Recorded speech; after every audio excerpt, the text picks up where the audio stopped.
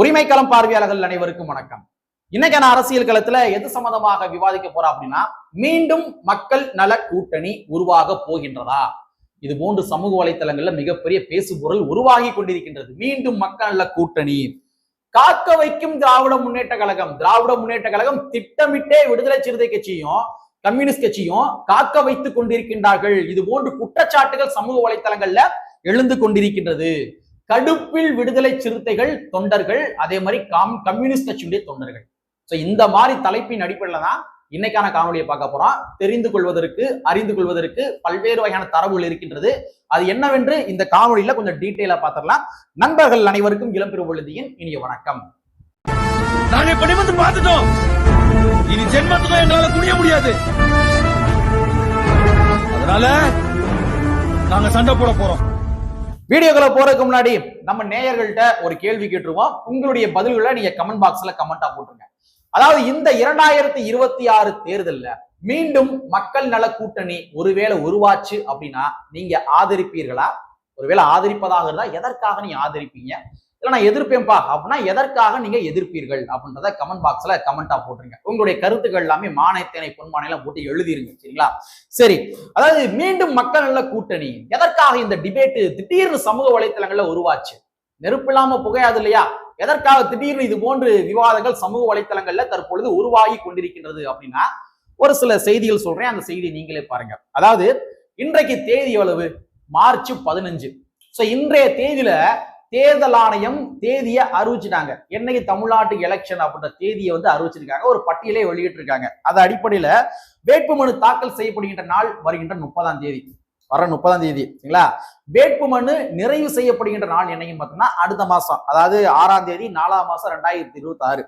வேட்புமனு பரிசீலனை செய்யப்படுகின்ற நாள் என்னைக்குன்னு பார்த்தோம்னா 7ஆம் தேதி 4வது மாசம் 2026, அடுத்த மாசம். வேட்புமனு திரும்ப பெற்றுக்கொள்வதற்கான நாள் என்னைக்குன்னு பார்த்தோம்னா 9ஆம் தேதி 4வது மாசம் 2024, அடுத்த மாசம். 26, அடுத்த மாசம்.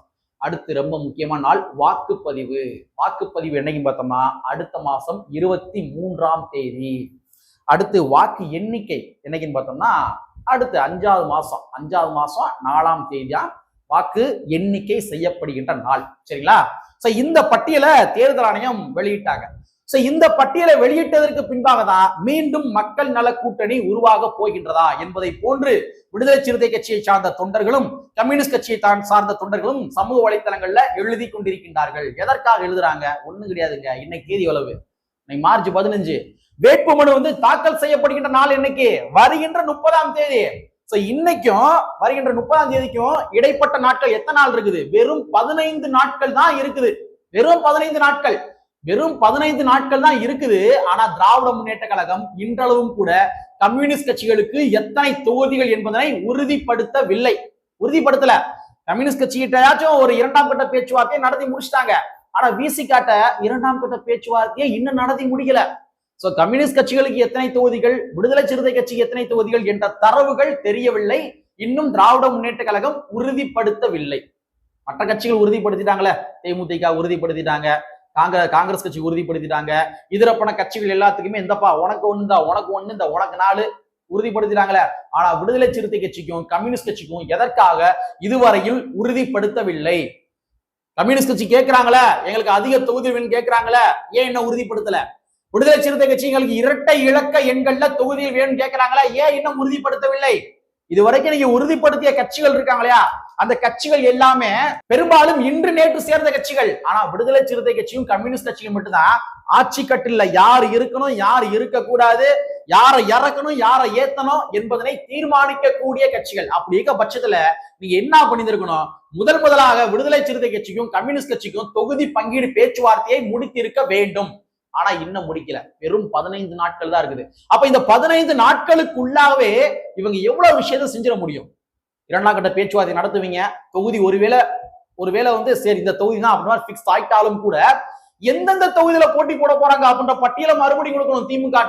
ஆனா திமுக என்ன பண்ணுவாங்க? இல்லங்க பிரதர், நீங்க ஆல்ரெடி இதை காங்கிரஸ் வாங்கிட்டாங்க, ஆல்ரெடி தேமுதிக கொடுத்துட்டோம், ஆல்ரெடி நாங்க ஐயுஎம்எல் கொடுத்துட்டோம், ஆல்ரெடி அந்த கட்சி கொடுத்துட்டோம், ஆல்ரெடி இந்த கட்சி கொடுத்துட்டோம், அதனால இந்த தொகுதியை நீங்க கேட்காதீங்க, நீங்க வேணா இந்த தொகுதி எடுத்துங்க அப்படி அவங்க ஒரு சஜஷன் பண்ணுவாங்க. யாருக்கு? விசிகாவுக்கும் கம்யூனிஸ்ட் கட்சிகளுக்கும். அப்ப விசிகாவும் கம்யூனிஸ்ட் கட்சிகளும் கேட்கின்ற தொகுதிகளே கிடைக்குமா அப்படின்னு டவுட்டா இருக்குது. எத்தனை எண்ணிக்கைன்ற டவுட்டா இருக்குது. அதுவும் இல்லாம எந்தெந்த தொகுதிகள் அப்படின்னு டவுட்டா இருக்குது. அப்ப இந்த 15 நாட்களுக்குள்ளாகவே இது எல்லாமே முடித்து விட முடியுமா? 15 நாட்களுக்குள்ள முடிக்கணும், அடுத்து பிரச்சாரத்துக்கு போகணும், எக்கச்சக்க வேலை இருக்குங்க. ஆனா திமுக திட்டமிட்டு இதை எதற்காக செய்கின்றார்கள் என்றால், ஒருவேளை காலம் கடத்துகின்றார்களா, விசிகாவும் கம்யூனிஸ்டும் வேற எந்த கட்சிகளுடையும் கூட்டணி போய்விடக் கூடாது என்ற காரணத்துக்காக, வேறு எந்த ஒரு கூட்டணியும் புதியதாக உருவாக்கிவிடக் கூடாது என்ற காரணத்துக்காக திட்டமிட்டே காலம் தாழ்த்துகின்றார்களா என்ற ஒரு கண்ணோட்டத்தின் அடிப்படையில தான் சமூக வலைத்தளங்கள்ல மீண்டும் மக்கள் நல கூட்டணி உருவாக போகின்றதா என்பதை போன்று விடுதலை சிறுத்தை கட்சியை சார்ந்த தொண்டர்களும் அதே மாதிரி கம்யூனிஸ்ட் கட்சியை சார்ந்த தொண்டர்களும் எழுதி கொண்டிருக்காங்க. நான் கூட இப்ப இந்த வீடியோ பேசுவதற்கு முன்பாக ஒரு கம்யூனிஸ்ட் தோழர் சஜிஸ்டா வந்தேன். அவனை கேட்டேன், என்னண்ணே என்னாச்சுனே, என்ன எத்தனை தொகுதி தான் தராங்க, 5 தான் தருவேன்ற மாதிரி ஊண்டி நிக்கிறாங்களாம்ல, நீங்க என்ன முடிவு பண்ண போறீங்க அப்படின்னு கேட்டேன். நாங்க கூட்டம்லாம் போட்டோம், முடிவு சீக்கிரம் வெளியே வரும் அப்படின்ட்டாரு. அது என்ன முடிவு அப்படின்றது தெரியல. ஒருவேளை மக்கள்லாம் கூட்டணியான்ற கூட தெரியல. ஏங்க இங்க வந்து கம்யூனிஸ்ட் கட்சியும் விடுதலை சிறுத்தை கட்சியும் ஒத்த சிந்தனையாளர்கள், எப்பொழுதுமே ஒத்த சிந்தனையாளர்கள். ஒரு கம்யூனிஸ்ட் கட்சியுடைய முக்கியமான லீடர் என்ன பண்ணா தெரியுமா, ஒரு முறை மைக்கில பேசுறவங்க சொன்னாரு, அதாவது செங்கொடி உயர்கின்ற பொழுது விசிகாவுடைய சிவப்பு நீல கொடியும் உயரும் அப்படின்னு சொன்னாரு, நீலம் சிவப்பு கொடியும் உயரும் அப்படின்னு சொன்னாரு.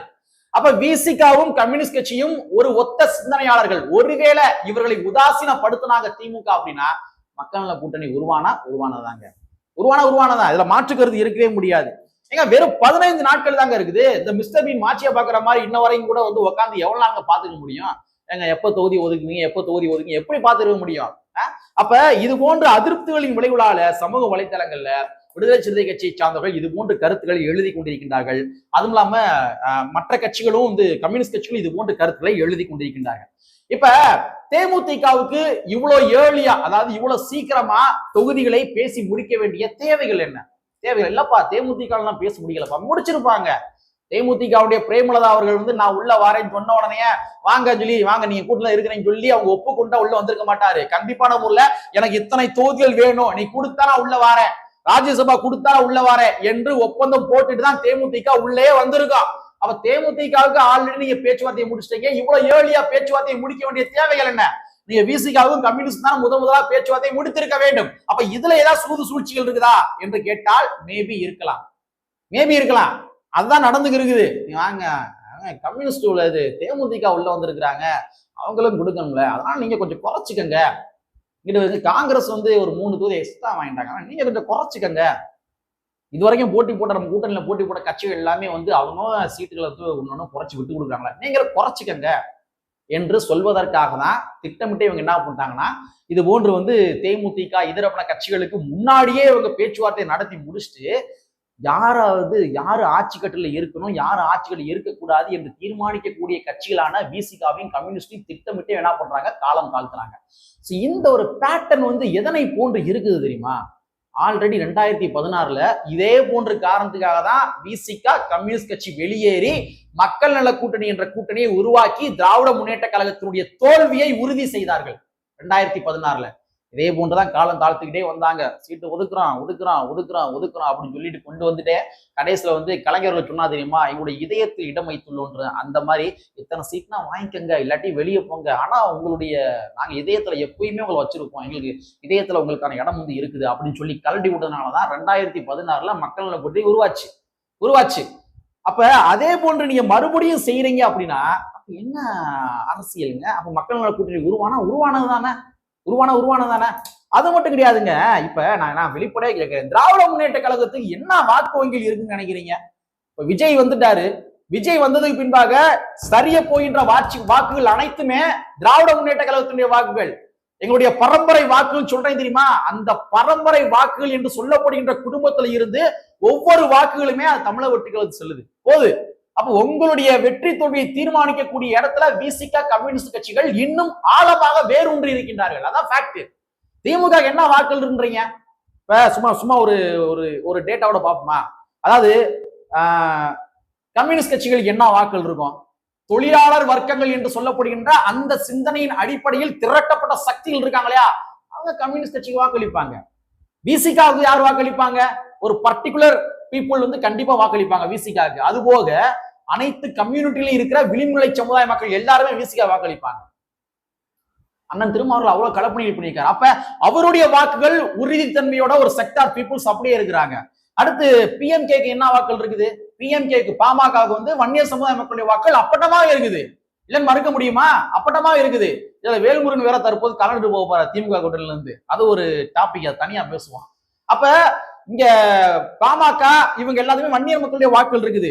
அதே மாதிரி இன்னும் இதர பின்ன கட்சிகள் எல்லாத்துக்குமே அவங்க சாதி வாக்குகள் இருக்கு. ஆனா திமுக என்ன வாக்குகள் இருக்குது?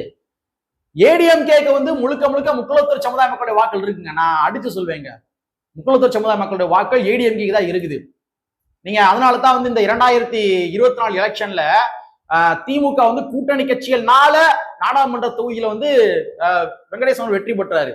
2ஆம் பிளேஸ்க்கே வந்துட்டாங்க பிஜேபி. எப்படி 2ஆம் பிளேஸ்க்கு பிஜேபி வந்துருச்சு. அப்ப இன்னைக்கு பிஜேபியும் அதிமுக ஒன்னா சேர்ந்திருக்கிறாங்க. தென் மாவட்டங்கள்ல முழுக்க முக்குளத்தூர் சமுதாய மக்களுடைய வாக்குகள் பெரும்பாலும் இருக்கும். அப்படிங்கிற பட்சத்துல முக்குளத்தூர் சமுதாய மக்கள் வாக்குகள் வந்து ஏடிஎம்கே இருக்கும். அதே மாதிரி எம்ஜிஆர் ரசிகர்கள் என்ற அடிப்படையில அந்த ரசிகர்கள் இன்னமும் வந்து இருக்கிறாங்க, ஓட்டிக்கு திடுறாங்க இருக்கிறாங்க. திமுக என்ன வாக்குகள் இருக்குது சொல்லுங்க? திமுக என்ன வாக்குகள் இருக்குது? விசிகா, கம்யூனிஸ்ட் உள்ளிட்ட கட்சிகளுடைய வாக்குகளை வைத்துதான் திமுக மஞ்ச குளிச்சுக்கு இருக்குது. இன்னும் இதர பின்ன சாதி சங்கங்களுடைய வாக்குகளை வைத்துதான் திமுக மஞ்ச குளிச்சுக்கு இருக்குது. விசிகாவுக்கு திமுக என்று ஒரு உறுதியான வாக்குகள் என்று அறுதிட்டு எதையுமே கூற முடியாது. அத்தனை வாக்குகள் இருக்கிற வாக்குகளையும் வந்து இங்க விஜய் பிரிச்சுக்கு இருக்கிறாங்க உங்களுடைய வாக்கு எல்லாமே. அப்ப நான் வந்து இவங்க எல்லாத்துக்குமே நான் வந்து கடைசியா ஒதுக்குவேன். கில்லுக்கு இரையாக நினைத்து நான் கடைசியில தான் கூப்பிடுவேன், இவங்களை பேச்சுவார்த்தை நடத்தி கூப்பிடுவேன். ஆனா வந்து 3 கட்சிகள்கிட்டயுமே வந்து பேச்சுவார்த்தை, தமிழ்நாட்டினுடைய அரசியல் களத்திலேயே வரலாற்றிலேயே 3 கட்சிகள்கிட்ட பேச்சுவார்த்தை நடத்தின ஒரே கட்சி தேமுதிக. ஏடிஎம்கே நடத்தினாங்க, தாவேகே நடத்தினாங்க, டிஎம்கே நடத்தினாங்க. அப்பேற்பட்ட கட்சியை நான் முதலே கூப்பிட்டு ராஜ்யசபா சீட்டை கொடுத்துருவேன். கூட்டணி கட்சிகள் நடத்துற போராட்டத்துக்கே வராத மக்கள் நீதி மையத்தினுடைய கமலஹாசன் அவர்களுக்கு ராஜ்யசபா எம்பி பதவி நான் தருவேன். RSS காரரான மைத்ரேயனை கூப்பிட்டு உள்ள சேர்த்து வச்சுக்கிறேன். நானு நேத்து வந்த வைத்திலிங்கத்தை வந்து உள்ள சேர்த்துக்கிருவேன். ஓபிஎஸ் உள்ள சேர்த்துக்கிருவேன். சங்கி முழுக்க சங்கி அவர்லாம் உள்ள சேர்த்துக்கிருவேன். ஆனா விசிகா கம்யூனிஸ்ட்னா அவங்க கடைசியாக பேச்சுவார்த்தை நடத்தும் என்பது என்ன விதமான நியாயம்? சோ இது போன்ற தரவுகளின் அடிப்படையில தான் விடுதலை சிறுத்தை கட்சியை சார்ந்தவர்களும் கம்யூனிஸ்ட் கட்சியை சார்ந்தவர்களும் மீண்டும் மக்கள் நல கூட்டணி உருவாக போகின்றதா என்பதனை சமூக வலைத்தளங்கள் ரைட்டப்களாக எழுதி கொண்டிருக்கின்றார்கள். சோ அரசியல் களத்துல எது வேண்டுமானாலும் எப்பொழுது வேண்டுமானாலும் நடக்கலாம். நாளைக்கே வந்து திமுக என்ன பண்ணு தெரியுமா? பாமக ராமதாஸ் உள்ள கொண்டு வருவாங்க, திட்டமிட்டே உள்ள கொண்டு வருவாங்க. கொண்டு வந்து கடைசி நேரத்துல கார்னர் பண்ணி 2 பேர்த்தையும் கம்யூனிஸ்ட் கட்சியும் விசியும் கார்னர் பண்ணி இங்க வாங்க, வேற வழியே கிடையாது, நீங்க ராமதாஸ் உள்ள சேர்த்தாகணும், இவங்களும் வெளியே போக முடியாது எங்கேயுமே. அப்ப இந்த மாதிரிலாம் வந்து திமுக லாக் செய்யற வேலையெல்லாம் பார்ப்பாங்க, இந்த மாதிரி அஜால் உஜால் வேலையெல்லாம் பார்ப்பாங்க. சோ விசிகாவுடைய தொண்டர்களும் கம்யூனிஸ்ட் கட்சியின் தொண்டர்களும் எதற்கும் எல்லாத்துக்குமே தயாராக இருக்க வேண்டும் என்பதனை கூறிக்கொண்டு கற்பி ஒன்று சேர் புரட்சி செய்து புரட்சியாளர் அம்பேத்கருடைய வரியை கூறிக்கொண்டு நிறைவு செய்கின்றேன். நன்றி, வணக்கம்.